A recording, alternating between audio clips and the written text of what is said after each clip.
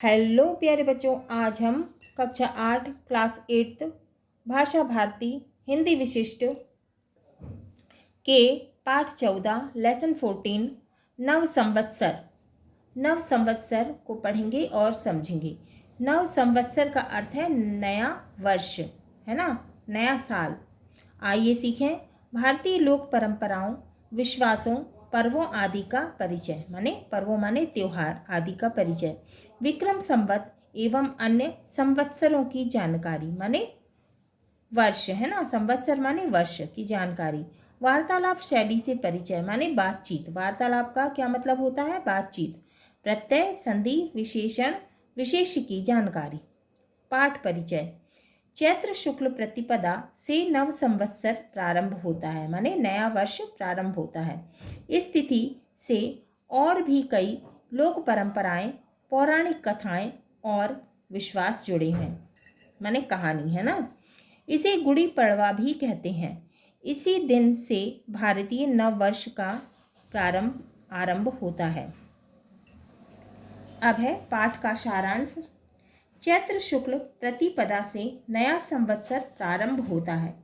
इस तिथि से और भी कई लोक परंपराएं, पौराणिक कथा और विश्वास जुड़े हैं। इसे गुड़ी पड़वा भी कहते हैं। इसी दिन से भारतीय नववर्ष का आरंभ हुआ। इसी दिन भगवान श्री राम ने बाली का वध किया था, माने बाली को मारा था। इसी दिन से विक्रम संवत का प्रारंभ होता है। हिंदी वर्ष में 12 मास होते हैं, माने 12 महीने होते हैं, जिन्हें चंद्रमास कहते हैं। अमावस्या के बाद प्रतिपदा से पूर्णिमा तक की तिथियों को शुक्ल पक्ष और पूर्णिमा के बाद प्रतिपदा से अमावस्या तक की तिथियों को कृष्ण पक्ष कहते हैं, माने 2 पक्ष होते हैं, कृष्ण पक्ष और शुक्ल पक्ष। उत्तर भारत में विक्रम संवत का आरंभ चैत्र प्रतिपदा से होता है, इसे चैत्रादि कहते हैं। व दक्षिण भारत में विक्रम संवत का प्रारंभ, माने विक्रम संवत की शुरुआत कार्तिक शुक्ल पक्ष की प्रतिपदा से होता है, इसे कार्तिकादि कहते हैं। क्या कहते हैं? इसे कार्तिकादि कहते हैं। पृथ्वी सूर्य की परिक्रमा 365 दिन में पूरी करती है। इस अवधि, माने यह समय, एक सौर वर्ष कहलाता है, जबकि चंद्र वर्ष लगभग 354 दिनों का होता है। गुड़ी पड़वा के दिन सिंधी लोग भगवान झूलेलाल की जयंती बड़े ही धूमधाम के साथ मनाते हैं। अब हम इस पाठ को शुरू करते हैं। चैत का महीना था। प्रातःकाल अखिल और समीधा अपने भाई श्रीकांत के साथ बैठे बातचीत कर रहे थे। तभी बैठक में शेखर ने प्रवेश किया। तो सुबह का समय था। अखिल और समीधा अपने भाई श्रीकांत के साथ बैठे बातचीत कर रहे थे। तभी बैठक में शेखर ने प्रवेश किया। शेखर आ गए।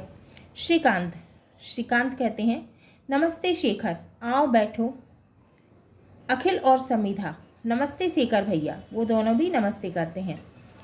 किससे? शेखर से। कहते हैं, नमस्ते शेखर भैया। शेखर, नमस्ते, साथ ही नववर्ष की बधाई। शेखर कहते हैं, नमस्ते, साथ ही नववर्ष की बधाई, नए साल की बधाई। अखिल, समीधा और श्रीकांत आश्चर्य से शेखर की ओर देखते हैं। श्रीकांत, शेखर, नववर्ष बीते तो कितने दिन हो गए? आज कौन सा नववर्ष है?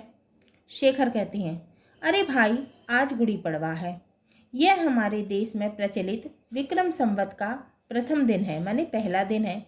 इसी दिन से भारतीय नववर्ष या संवत्सर का आरंभ होता है। इसे चैत्र शुक्ल प्रतिपदा भी कहते हैं। समीधा, अरे यह सब तो हमें पता ही नहीं था। तो समीधा कहती हैं कि अरे हमें तो पता ही नहीं था ये सब। शेखर, पौराणिक कथाओं के अनुसार प्रजापति ब्रह्मा ने इसी तिथि को सृष्टि का सृजन किया था, माने सृष्टि की रचना की थी। भगवान विष्णु भी मत्स्यावतार के रूप में इसी दिन को प्रकट हुए थे, है ना। तो मत्स्यावतार आपने सुना ही होगा, है ना। भगवान विष्णु का इसी दिन प्रकट हुए थे और सतयुग के प्रारंभ होने की भी यही तिथि है और सतयुग भी इसी तिथि में प्रारंभ हुआ था, इसी तिथि में शुरू हुआ था। अब अखिल कहते हैं, शेखर भैया, इसे गुड़ी पड़वा क्यों कहते हैं? अखिल कहते हैं कि भैया, शेखर भैया, इसे गुड़ी पड़वा क्यों कहते हैं? शेखर कहते हैं, गुड़ी का अर्थ है ध्वज, तो कुड़ी का क्या अर्थ है? ध्वज या झंडी, झंडा। और पड़वा कहते हैं प्रतिपदा को। पड़वा किसको कहते हैं? प्रतिपदा को। लोक परंपरा के अनुसार माना जाता है कि इसी दिन श्री रामचंद्र जी ने किष्किंधा के राजा बाली का वध कर उसके स्वेच्छाचारी राज का अंत किया था। तो इसी दिन भगवान राम ने किष्किंधा के राजा बाली को मारा था, है ना, उसका वध किया था। बाली वध के पश्चात वहाँ की प्रजा ने पताकाएं माने झंडे, जिन्हें महाराष्ट्र में गुड़ी कहते हैं, फहराकर उत्सव मनाया था, त्योहार मनाया था। आज वहाँ आंगन में बांस के सहारे गुड़ी खड़ी की जाती है, इसलिए चैत्र शुक्ल प्रतिपदा को गुड़ी पड़वा कहते हैं। श्रीकांत, शेखर, संवत्सर के बारे में और भी कुछ बताओ ना। श्रीकांत कहते हैं, शेखर, संवत्सर के बारे में और भी कुछ बताओ ना। शेखर कहते हैं, सुनो, संवत्सर का उपयोग समय की गणना के लिए एक वर्ष की अवधि के अर्थ में किया जाता है। तो शेखर कहते हैं कि सुनो, संवत्सर या वर्ष का उपयोग समय की गणना माने गिनती के लिए एक वर्ष की अवधि में, एक वर्ष के समय में अर्थ में किया जाता है। ऋग्वेद और अथर्ववेद आदि प्राचीन ग्रंथों में भी संवत्सर का एक कालचक्र के रूप में उल्लेख है। प्राचीन ग्रंथों माने पुराने ग्रंथों में, है ना। श्रीकांत, इसका अर्थ है भारत में समय की गणना करने की विधि अति प्राचीन है। तो श्रीकांत कहते हैं कि इसका मतलब है भारत में समय की गणना माने समय की गिनती करने की विधि अति प्राचीन है, बहुत पुरानी है। शेखर कहते हैं, नहीं तो क्या, हमारे यहाँ दिनों महीनों की भांति संवत्सरों का भी नामकरण किया गया है।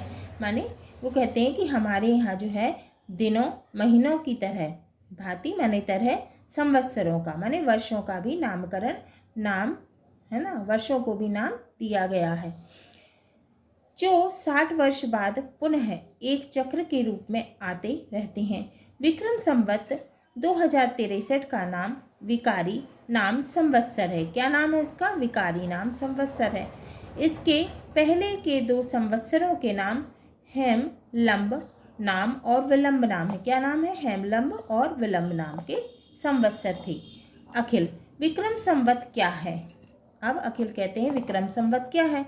शेखर कहते हैं, अखिल, विक्रम संवत का प्रचलन उज्जैनी के महान सम्राट विक्रमादित्य ने विदेशी आक्रमणकारी शक राजाओं पर अपनी विजय के उपलक्ष्य में, जीत के उपलक्ष्य में, है ना, ईसा पूर्व सन 57 में किया था। समिधा, क्या तुम्हें हमारे महीनों के नाम पता है? समिधा कहती है, शेखर कहते हैं कि समिधा, क्या तुम्हें हमारे महीनों के नाम पता है? समिधा कहती है, हाँ हाँ, जनवरी, फरवरी, मार्च। शेखर, बस बस जरा रुको, यह तो तुम ईसवी सन के महीनों के नाम बता रही हो। विक्रम संवत या भारतीय महीनों के नाम है। अब जो भारतीय हिंदी महीने हैं उनके नाम हैं चैत्र, बैसाख, जेठ, आषाढ़, सावन, भाद्रपद, अश्विन, कार्तिक, मार्गशीर्ष, पौष, माघ और फाल्गुन। अब तो नहीं भूलोगी? समिधा कहती हैं, नहीं भैया, इनमें से कुछ नाम तो मैं भी जानती हूँ।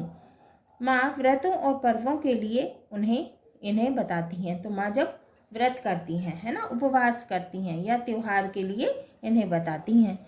प्राचीन ग्रंथों में संवत्सर चक्र का वर्णन 12 अरे 300 संधियों, 6 नेमियों और 3 नाभियों के रूप में किया गया है।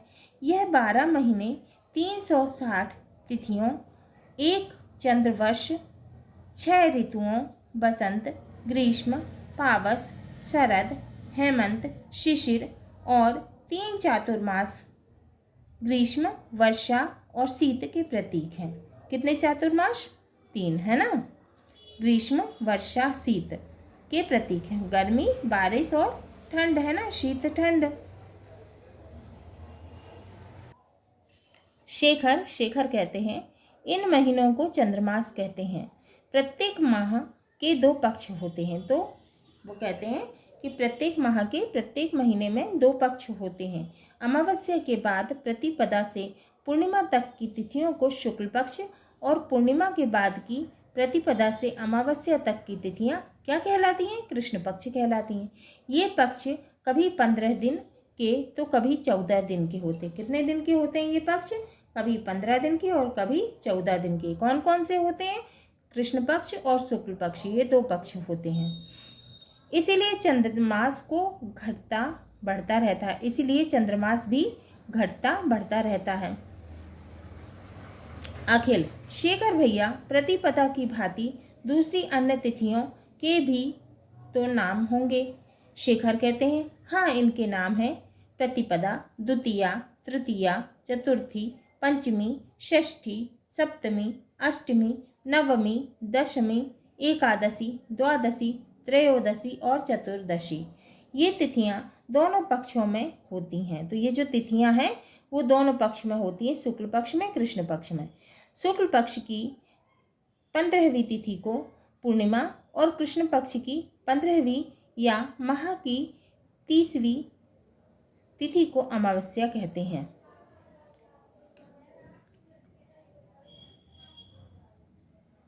समीधा, क्या विक्रम संवत पूरे देश में प्रचलित है?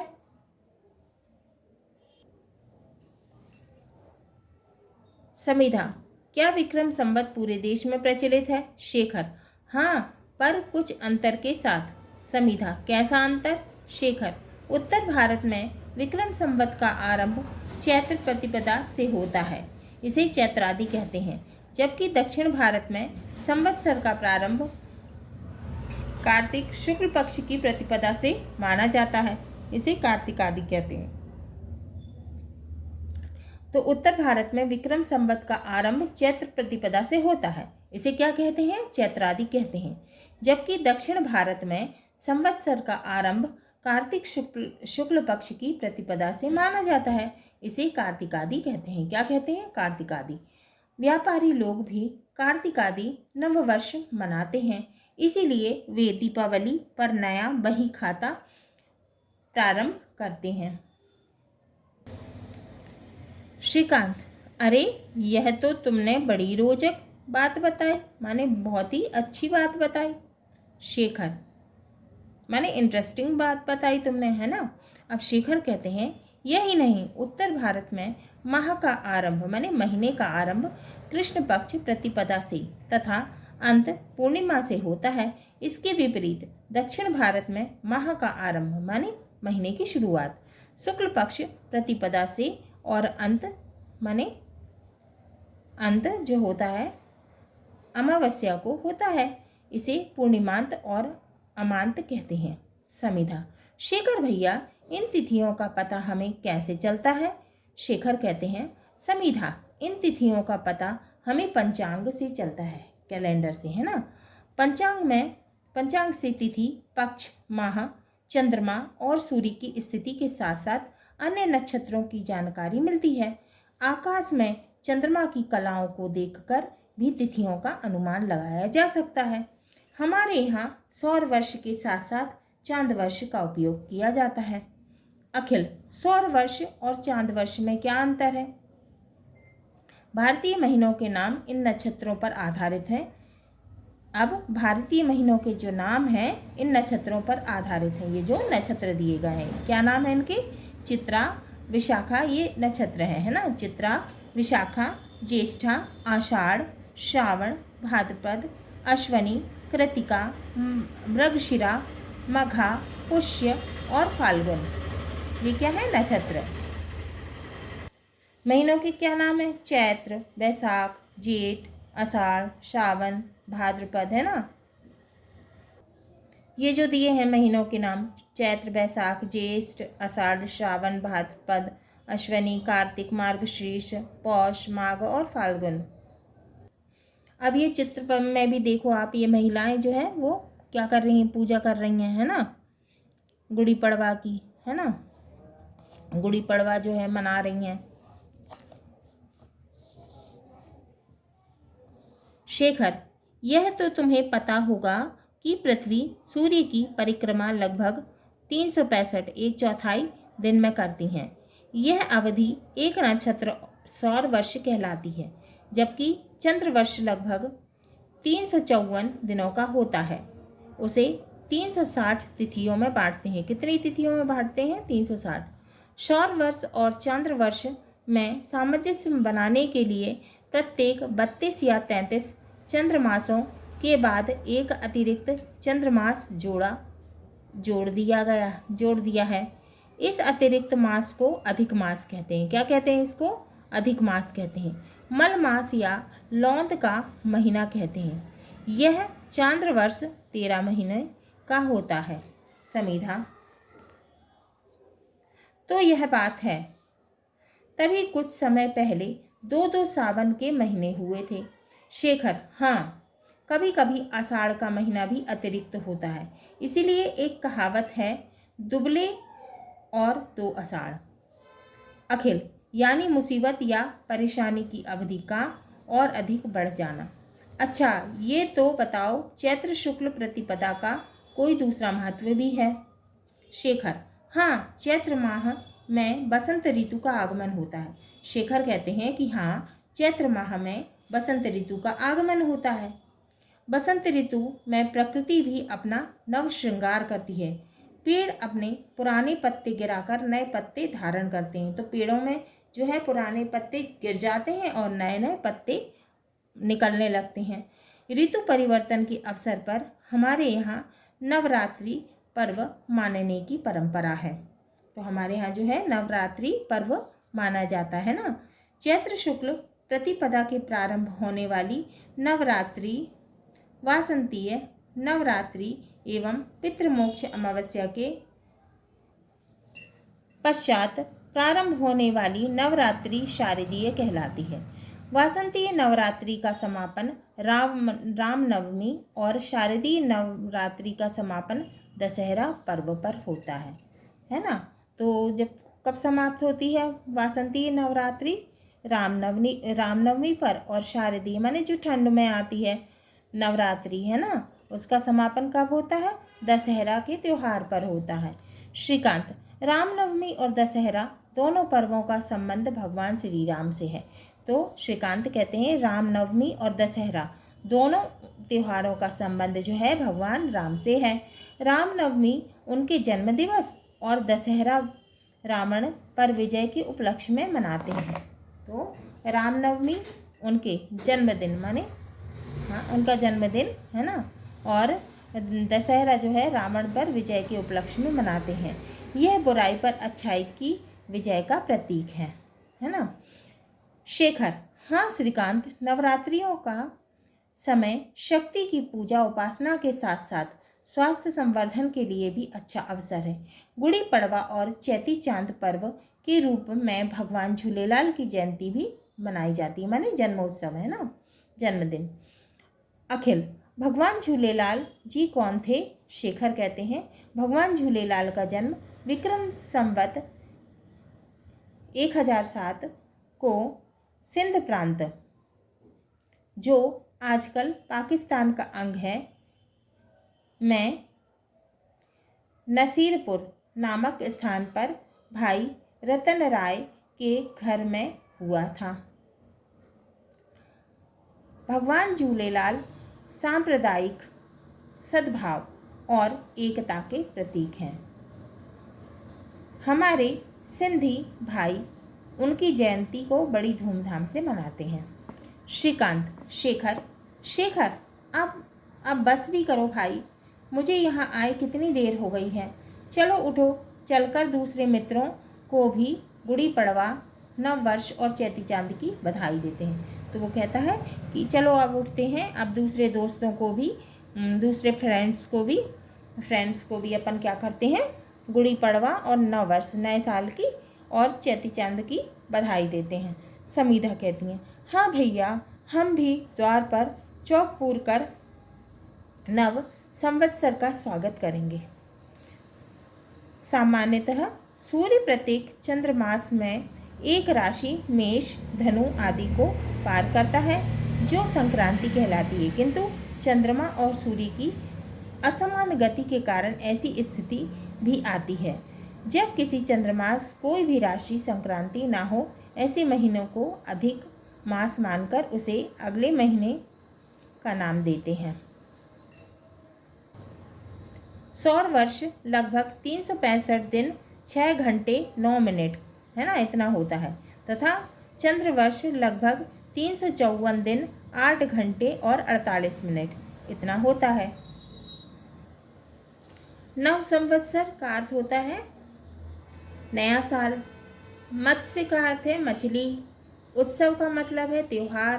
कार्तिक आदि का मतलब है कार्तिक से प्रारंभ, कार्तिक से शुरू। अमांत, अमांत का अर्थ है अमावस्या का अंत।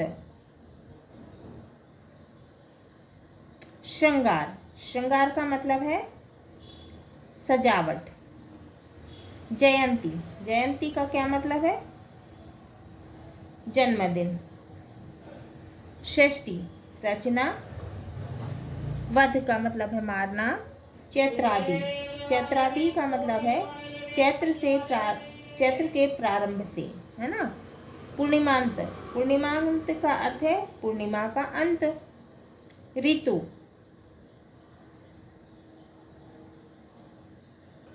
ऋतु का मतलब है मौसम। संवर्धन का अर्थ है बढ़ना। आतताई का मतलब है अत्याचारी। हाँ तो बच्चों, ये हमारा पाठ 14 नव संवत्सर पूर्ण हुआ। अगले वीडियो में हम इसके प्रश्नों के उत्तर को सॉल्व करेंगे, क्वेश्चन आंसर सॉल्व करेंगे।